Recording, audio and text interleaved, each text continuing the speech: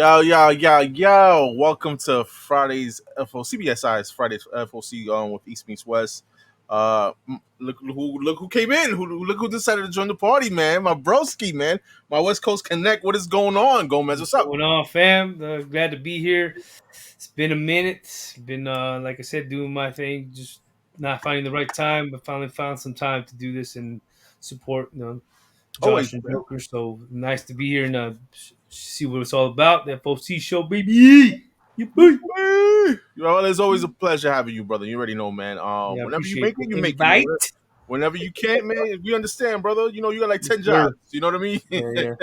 Life, but yeah, I enjoy doing this. When I get a chance, just to see what you guys think about the new comics. I pick up a few here and there, but I'm so far like I just I it's hear a lot you. out there. It's It's a a lot lot. out It's a there, lot, man. I but I know. like it. Man, and I'm also here, man, with Josh Grav. What's up, Josh? That's it. My man's mute for the night. That's it.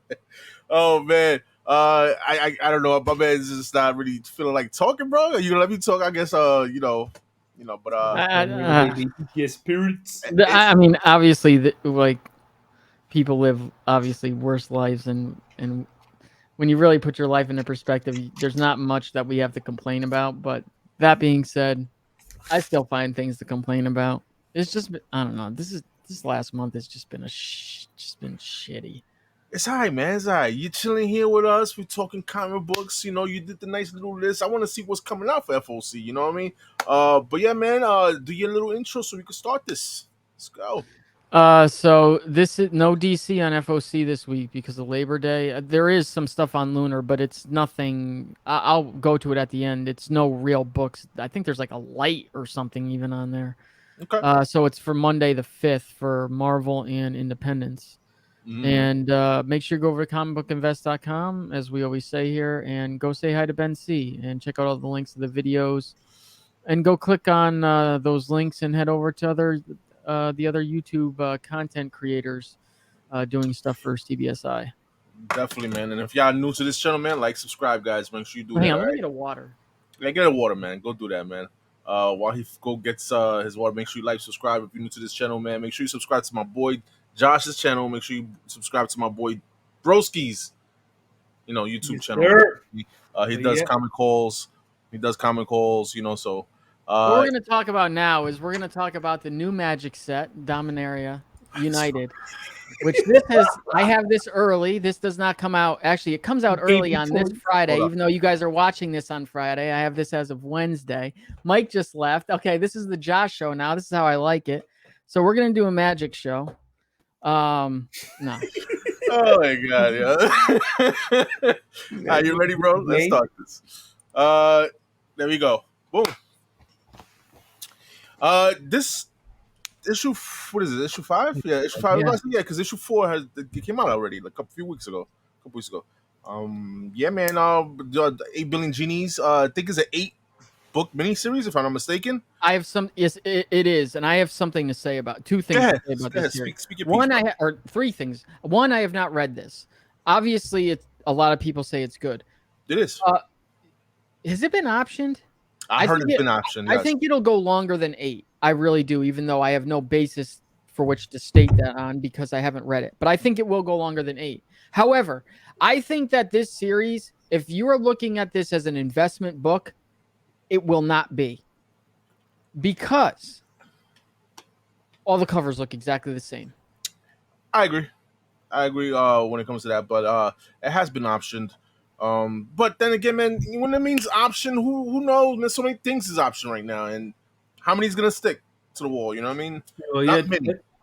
Doesn't option mean like rights to the comic towards making a movie? Like they want to like kind of like just in case something comes, they have like they buy the rights to making the movie, or is option? Option is about like they're considering like one of these studios is considering either making a show or a movie.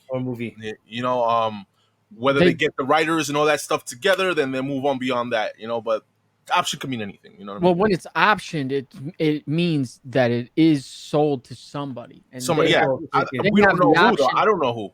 Right. They have the option of doing something with so it or the not. movie Or the could come first out option. next year or 5 years or 4 years, depending on where the comic takes. I think this is one where. Well, first of all, I just gave away the whole fucking show because I didn't do this. So anyway, I think this is one where you're gonna want to get the variants on this. With your magic. Yeah, I agree because the 8 covers is very similar to each other, man. It has that genie that's always floating in front of everything. It's this because I am reading this. I always mention this, the concept of this or whatever. I suggest everybody to read it. The writing is awesome on this. And the art is perfect. It's something to that in the beginning I was like, I'm really not feeling it, but you get used to it and it blends well with the story, man. So it's a crazy concept. I could definitely see this either a series or a show or a movie, man. If you like what Joker's saying, if you're behind and you think you want to read it, it'll probably be out in trade pretty soon. So it'll probably be easier if you pick it up in trade. Just FYI. Facts. I seen this in the FOC. Yeah. All right, Old Dog #1. This is by Declan Shalvey, both art and the story. I don't know. For some reason, when I saw this, I'm like, man, this looks like a show to me. For some reason, yeah, I don't know what it's about. I mean, I don't know how it's gonna be. Declan Shalvey, look, he has done quite a few things lately, both art and writing. Again, he is the one that is doing Time Before Time. I was about to say that, yeah. Which I loved the first issue or two, and it just became a dumpster fire. I'm sorry. I mean, the first issue was great. So this is about a guy named Jack Lynch, who was once a promising CIA operative on the eve of retirement, looking back at a failed career. He is tasked with one final mission that goes horribly wrong. He wakes up years later to a changed world and deeper changes within him. When a shadow group offers Lynch a second chance at life of adventure, he's paired with the last person he could ever imagine. In order to adjust, this old dog will have to learn some new tricks. To wake up in time like Futurama? No, I mean the concept sounds a little bit okay. But it does sound like a series. It does sound like a limited series at least. You know what I mean? I don't know, man. Like Josh said, man. Shelby, Declan Shelby is sometimes, you know what I mean? Especially vibe on this. Say it again. I get like a Sin City vibe, yeah. That's what I get when I see this. Yeah, good one. I just I have a feeling, I don't know why.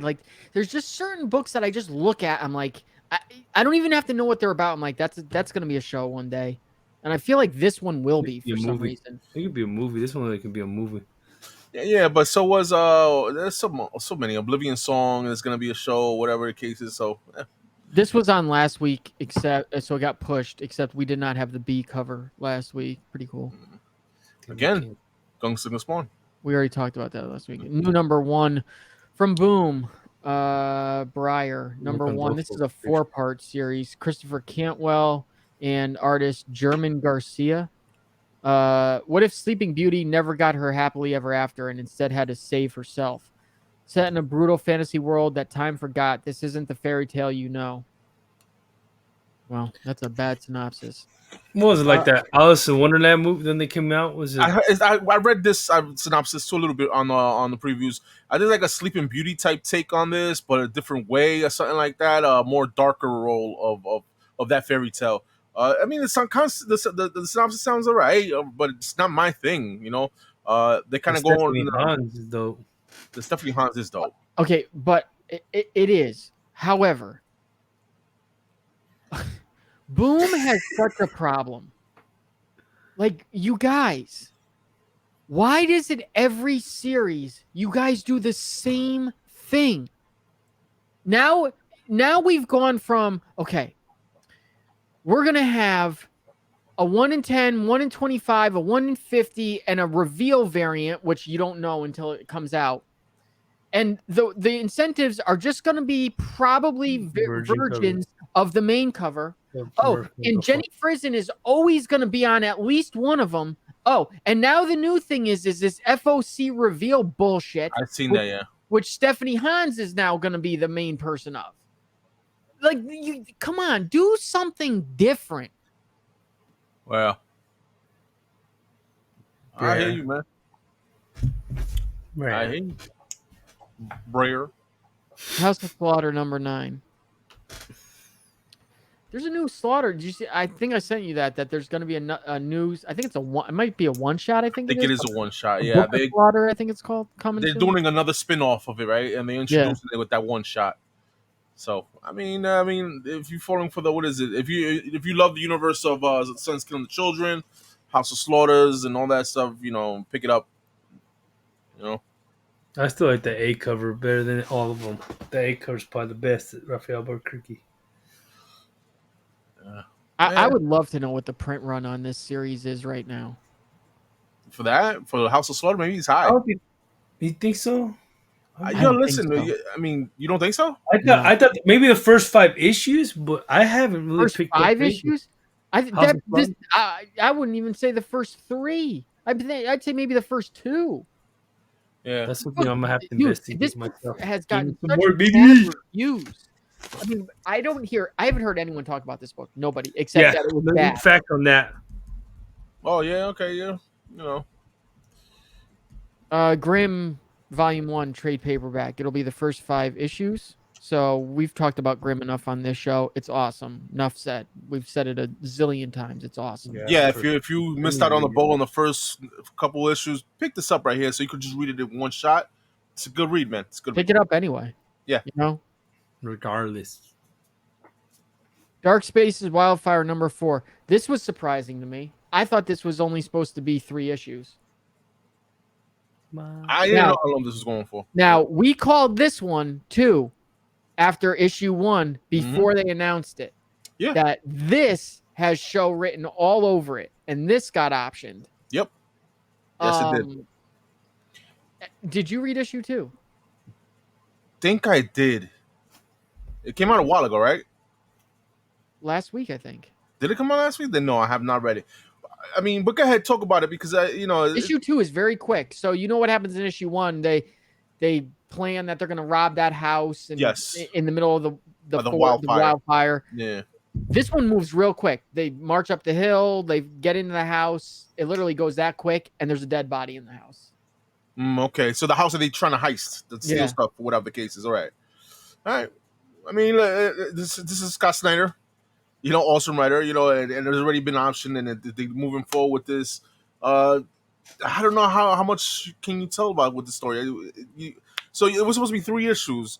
So it's like a murder mystery? I don't know if it was supposed to. I thought it was supposed to be 3 issues. Maybe it's not. Okay. 5, 7. Probably. But I like it. I like the story, man. Here, let's see. Let me see. This is a good read. The first issue was pretty cool, man. It introduced you to all the characters, and it's pretty cool. And by the way, I have the wrong logo up there. This is IDW, not Dark Horse. All right, Dark Horse. No, they don't have a number on it. And by the way, The Closet, remember how I was talking how I thought it was only 3 issues? Yeah. It is only 3 issues. Yeah, they're coming out with the trade paperback, right? Yeah. Or wait a minute, actually, before I say that, let me just see that it is, because sometimes they'll put it out before. No, yeah, Collects the Closet 1 through 3. So that just ended. Collects the Closet. Yeah. Ant-Man #4. Ant-Man #2 came out this week. I literally just read it. It's okay. It wasn't as strong as the first issue. The first issue was really good. The second issue, it definitely feels like you need to have read Ant-Man in the mid or late 2000s into the early 2010s. Like the Mark Brooks run, the covers is like that one. Because I wasn't even familiar with this Ant-Man. What's his name? Eric O'Grady? My bad. Yeah, there's a different Ant-Man? Yeah, forgive my naivete.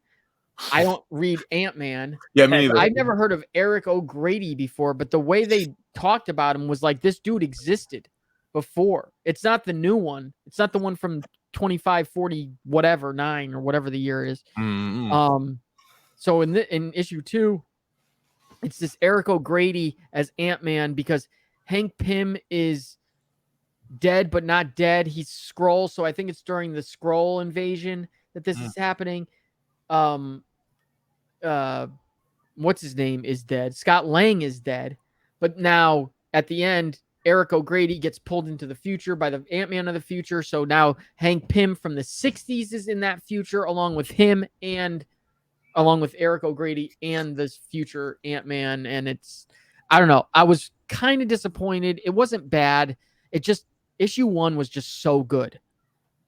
Yeah. Yeah, you've been mentioning this, and I heard other people talk about Ant-Man the first couple of issues, saying the same thing, that it's pretty good. I'm gonna have to read it digitally to pick up, because I had, honestly speaking, man, when it comes to Ant-Man, I really don't have interest to read Ant-Man. Period. Yeah, you know what I mean? I'm the But at the same same boat. time, I love a good story. So if it's a good story, I'm down for it. You know? Dude, it's so funny because I know so many people that, like, older people, obviously, that if you talk to, like, their favorite, if you ask them what their favorite is, Ant-Man. Okay. I mean, hey, There must have been some great Ant-Man stories back in the day. before you move on, I know the 8 covers are different, but they look similar also, man. Those 8 covers. Am I bugging or? Well, it is here. So here's the one from number 2. It's just all the different Ant-Men holding their helmets. Okay. All right. You know, like the first one was Hank. This one is Eric O'Grady. The next one is probably Scott Lang. Yeah. Okay. If I remember right. And then this is, I think, the future one. Yeah. Edge of Spider-Verse number 5. This is a little weird. Yeah, we talked about this. So the way that I see this is that this has 2 1 in 10s. So it's a double. Yeah, it makes sense. It makes sense because you got the 2 new characters, I'm assuming, right? The Craven and the other one. I don't know what they called the other one. Hunter Spider and Web Weaver. And there you go, Web Weaver. So this is the last issue. So, 3 brand new spiders get their start in this. Web Weaver, a not so mild-mannered fashion designer at Van Dyne, gets spider powers and shows us a very different kind of spider slayer. That's the gay one. Mm-hmm. Hunter Spider, imagine a world where Sergei Kravinoff got spider powers. You are not ready for the most hardcore spider yet. Both of these and Phil Lord and Christopher Miller, the filmmakers behind the Spider-Verse movies, create a new spider just in time for the end of the Spider-Verse. So whatever this last one is, it better not be stupid. I think this is going to be the issue out of all 5 to get for multiple reasons. Believe it or not, I kind of like if they did it in the way that, like, I'm picturing it to be. I feel like Web Weaver could be really cool if they do it a certain way. Okay. I mean, another question I'm asking myself is, like, why are they not introducing the other character? It's 3, but why they only have showing 2? You know, yeah, why they keep the other one a secret, I don't know. Yeah, maybe it's a cameo, and then they moving on. Well, it's funny you bring that up because we'll get into something later. Gotcha. Hulk 9. I have nothing to say. Yeah, this is basically after that damn crossover with Thor, right? Yeah, so he left. This story is so fucked up. Like, he's free, of himself, but he's not free. And now, here, I'll read this because I can't even remember. Thoroughly shaken by his battle with Thor and Titan's impact on his friends, Bruce Banner decides that his best company is himself and only himself. As he sets Starship Hulk on a faraway course, he begins to reckon with what it means to be healthy and encounters an alternative to isolation he never thought to dream of. But this alternative begs the question, who exactly is Monolith? Okay, well, moving on. Spider-Man number 1. So this is where we get into the Edge of Spider-Verse stuff. This is what they are advertising as the end of the Spider-Verse. If you are reading Edge of Spider-Verse, you know that they are setting up for this story with Edge of Spider-Verse, where they are where Madam Web is pulling all the different spiders into some place to fight the girl who in issue 1 or 2, I can't remember now, is like one of the first spiders ever. She's like a god, and she creates the nest thing, and she's like a wasp or something like that. I can't remember exactly. So the end of the Spider-Verse is here. Morlun is back, and he is not alone. Allied with one of the most powerful beings known to the Spider-Verse, the scariest spider villain of all time is making his biggest play, and no spider is safe. Okay, maybe it's not the same thing, because that's not a dude in the other thing. Okay, so maybe I'm confused. Don't listen to what I just said. With Peter working for Norman Osborn and using a glider, does he have it coming? Spider's 60th anniversary is no joke, as two of the most legendary Spider creators are working together on Spidey for the first time, and you know it's going to be one for the record books. So Dan Slott and Mark Bagley on this. Dan Slott's writing this? Yep. I know that is probably upsetting to some people. Yeah, well, they get over it. I swear. Frank Miller. Yeah, I know. The Scotty Young was pretty dope. No, Ryan Stegman. Let's get back to when it was rumored that it was going to be him and Cates on Spider-Man. I am no longer a fan, I don't think, of Donny Cates going to Spider-Man. I don't think. Maybe he could. I don't know. But Ryan Stegman needs to go to Spider-Man.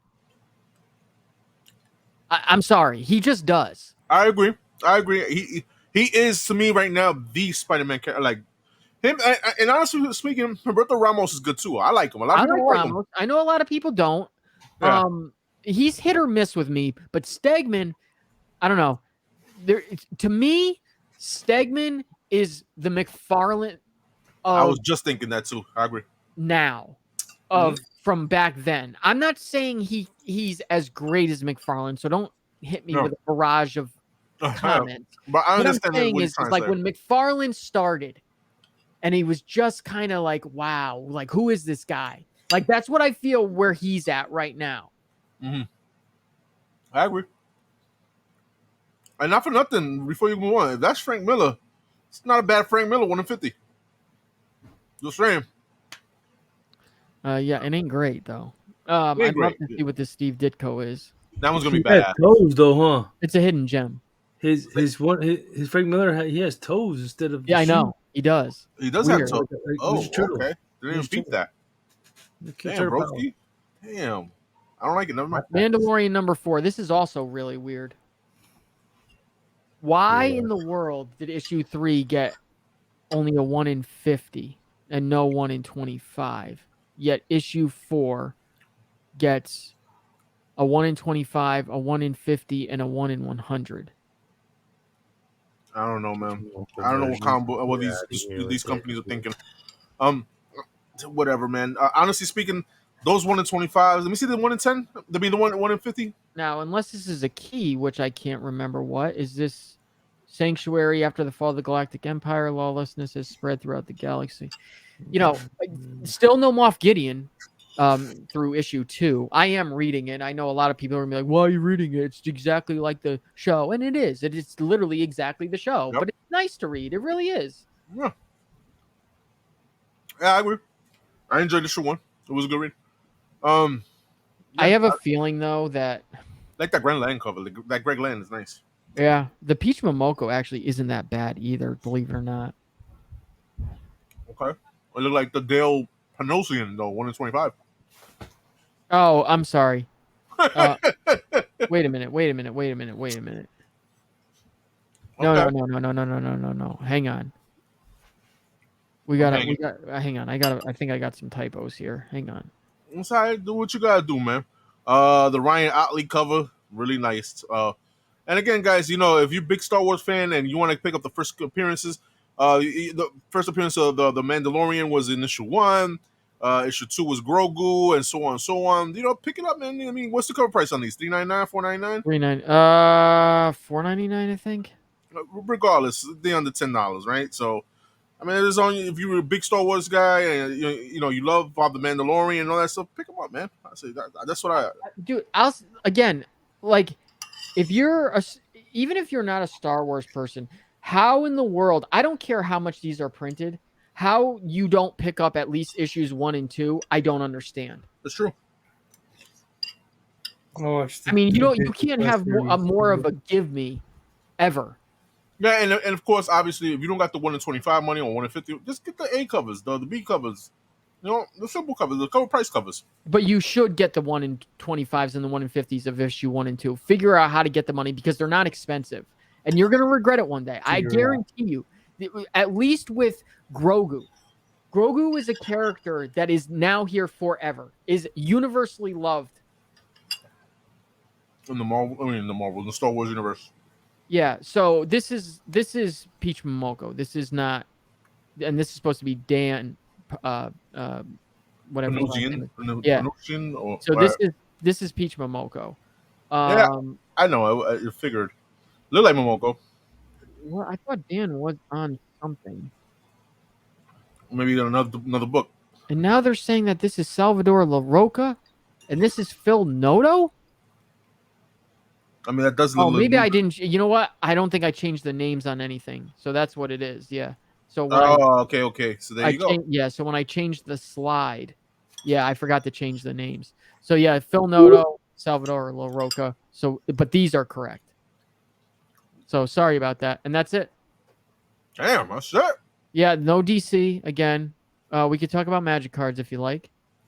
I'm gonna go back and go get something. Hang on. I'll be right back. I'm gonna end this. I mean, what? Department of Truth 21. Yeah, I am so far behind in that one. There's only one cover to the Department of Truth. Yeah, they don't have. It might just not have been released. I can't believe it's still going on. Philadelphia. This is pretty cool. Deluxe. Yeah, I've been collecting that. Or hardcover, I mean. It's a hardcover. That's cool. Yeah. I just got the trades not too long ago. I still haven't gotten around to read them. I want to read them though. Same here. Yeah, man. Awesome. There's the guy there. Hollow. Double Walker. Funny Greek. This is a new book, The Roadie. It sounded kind of interesting, but yeah, Tim Seeley, right? I saw that too in previews. Reminds you of that. Wasn't Glorious? What's that called? It reminds me of Civil Coin. Space Ball, Space something like that. I forgot what it's called. So Turtles. There are 4 new Turtles are being introduced or have been introduced. I can't remember. I don't know what they are. I'm not reading this. It ties into Armageddon game. I don't know if they're clones. It has to do with Baxter Stockman, Krang, and somebody doing something. Turtles. Okay. A lot of Axe stuff. You got Axe Star Fox, Axe X-Men coming out. ASM1 facsimile. Okay. There you go. Hey, I don't got the real one. I'm gonna pick it up. What the hell is this? It's Star Fox. Is that the guy from second printing of Daredevil? Ooh, and the Daredevil's been a good read too, also, guys. I didn't like issue 2 that much though. I forgot what issue 2. I can't remember it, but I remember when I read it, I'm like, eh. Oh no, it was pretty good. It wasn't it with your boy, the guy that lights up. I forgot his name. He kind of like was talking more. Yeah, it's just weird. It's like, what is your what is your purpose? Like, yeah, what was his purpose? I thought this was the omnibus. Guys, you keep fooling me, man. I know you're gonna reprint the omnibus. Just do it already. Stop. I don't want this. And you just did the Masterworks collection a couple weeks ago. Just give us the omnibus so I don't have to pay $300 or whatever it is for the original printing of it. Yeah, stop tricking Josh, guys. Come on. Yeah, it would look so nice sitting in over there, wouldn't it? Look at that. Look at that. It looks so nice sitting in that Omnibuy collection. Yeah. Moving on. Do on. Josh a favor and send it to me for free. Yeah, Marvel or Diamond. I'll review it for you. Or Lunar. Well, Diamond's definitely not gonna listen to it for free, bro. You know that. Well, fuck Diamond. Oh man, some indie books here. What else we got here in this indie? There hasn't been a lot of stuff in the indie stuff that that's been catching me lately. Yeah. It's all good, man. I understand. You know, and like I said, I was going through this FOC too. It didn't really catch my eye this week, man. A little slow week. No, it's because it has to do with end of summer, Labor Day. Yeah, I hear you. I can't believe it's September 1st. Yeah, I Yeah, know. no, it's the month today. That is depressing. I'll tell you, that is depressing. It's depressing and also exciting. I want my pumpkin spice latte now. You know what I mean? As I look forward to the right answer is we want football. We got football already. Got preseason. The regular football starts in 2 weeks, right? Yes. In 2 weeks, yeah. That's coming, man. And then basketball, I can't wait for that. No. I think the first game isn't it Thursday. either on Wednesday or Thursday? The 7th, I think. I think it's the 7th, and the 7th is a Wednesday. This is a doubleheader, I think. Might have to check on that. Double check. Doubleheader. Because remember, I think they're playing games on Amazon this year. Really? They doing like that baseball? I heard about that. Fucking Amazon, fucking everything else. So, I mean, I could go to Lunar real quick, but there's nothing. Nah, it ain't nothing. Don't worry about it, man. Don't worry about it. We ain't got no top 5. Baby. Yeah, no top 5 this week. Too short. Yeah. So again, make sure you go over to comicbookinvest.com and do all the stuff I told you to do before. Yeah, definitely, guys. Other than that, if y'all watching this on Friday, guys, make sure you tune into the New York Warriors YouTube channel. All right, and join us, and we'll sell some books or whatever. I know I'll be there. I know Josh, he's not gonna be there, but he'll be in the chats, maybe supporting us somewhere else. Other than that, man, or at least laughing. Well, broski, I'm happy you're here. You want to say your little piece before we go, man? Peace. I'm glad to be here. Glad to see what Josh's picks are as opposed to his his slides, to see what he has for his FOC. Other than that, people, looks more happier looking at his magic cards than he is about the books. I keep saying it, man, but I gotta work a live show in somewhere, man. So we'll see, man. We'll see. But yeah, man. Other than that, I'll see y'all guys. Y'all already know, man. Next Friday, guys. Again, make sure you like, subscribe, piece of chicken grease. Yes, sir. Later. Get up.